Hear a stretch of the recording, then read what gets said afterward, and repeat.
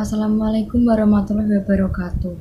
Perkenalkan, nama saya Dia Agustin, NIM G311210022, Prodi Ilmu Komunikasi Sore A. Kali ini saya akan mepresentasikan hasil makalah saya yaitu tentang pendidikan anti korupsi dan upaya pemberantasannya dalam pandangan Islam. Saya akan membacakan tentang latar belakang masalahnya. Sepanjang sejarah manusia, korupsi merupakan penyakit sosial yang kerap terjadi dan seringkali menjadi awal runtuhnya peradaban yang maju. Penyakit sosial ini telah muncul di sepanjang sejarah dunia, bahkan disebut sebagai fenomena kebudayaan yang hampir sama tuanya dibandingkan dengan sejarah manusia itu sendiri.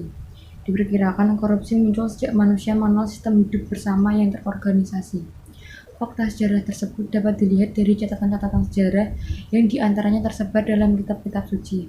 Bahkan umat Islam di periode Madinah yang merupakan masyarakat yang terorganisir dalam sebuah negara kota dengan sebuah konstitusi yang disepakati telah mengenal beberapa istilah yang terkait erat dengan korupsi, seperti hulul atau penggelapan, sud atau risyah atau penyuapan, dan pemberi yang tidak sah kepada para pejabat atau hidayah al-ummal.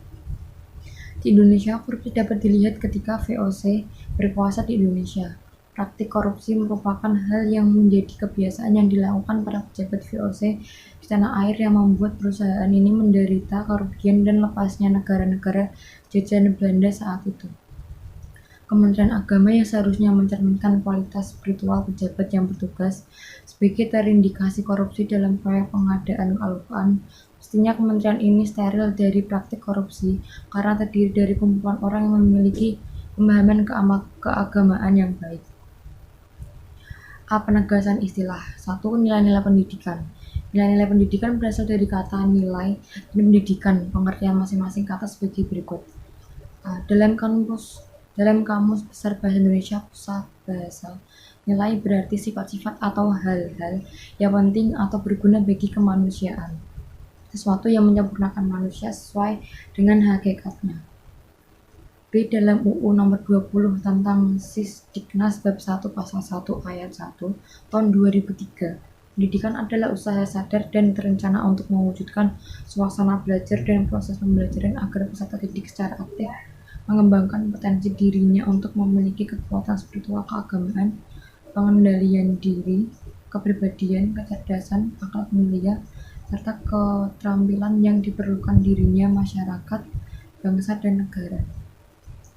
2. Anti korupsi.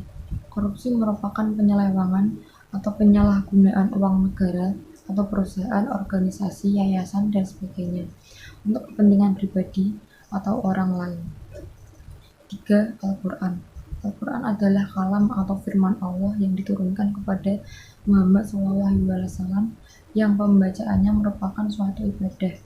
Sedangkan nilai-nilai pendidikan anti korupsi yang penulis maksudkan dalam penelitian ini adalah nilai-nilai pendidikan anti korupsi yang terkandung dalam ayat-ayat Al-Quran. B. Rumusan masalah. Berangkat dari latar belakang tersebut, agar kajian dalam makalah ini terfokus, maka perlu dirumuskan rumusan masalah yang menjadi isu sentral. Adapun rumusan masalah penelitian ini adalah apa penjelasan Al-Quran tentang nilai-nilai kejujuran, tanggung jawab, dan kesederhanaan sebagai nilai-nilai pendidikan anti korupsi. C. Tujuan dan manfaat penelitian. Tujuan penelitian. Penelitian tentang nilai-nilai pendidikan anti korupsi dalam Al-Quran ini bertujuan untuk mendeskripsikan nilai-nilai anti korupsi di dalam Al-Quran, terutama nilai-nilai kejujuran, nilai tanggung jawab, dan nilai kesederhanaan. Manfaat penelitian yaitu A. Secara teorik guna memperkaya khazanah keilmuan Islam pada umumnya, terutama pada bidang kajian pendidikan anti korupsi. Selain itu sebagai stimulasi bagi penelitian selanjutnya. B. Secara praktis. 1.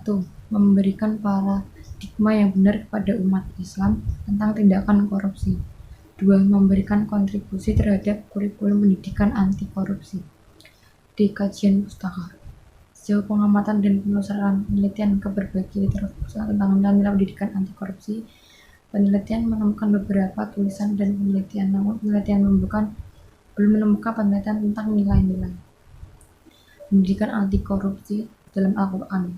kejujuran, tanggung jawab, dan kesederhanaan.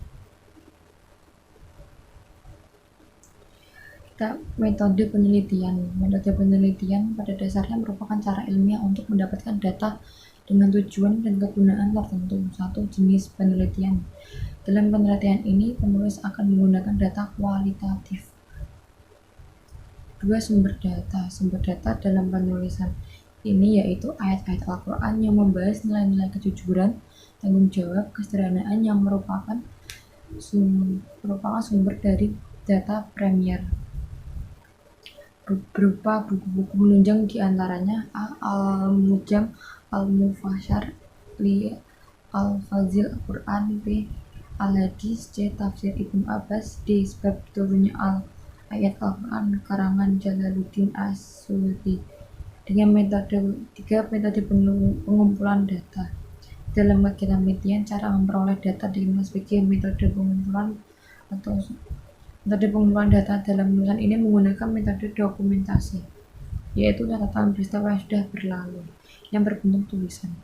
Metode analisis data. Analisis data adalah proses mencari dan menyusut secara sistematis data yang diperoleh dari hasil wawancara, catatan lapangan, dan dokumentasi dengan cara mengorganisasikan data ke dalam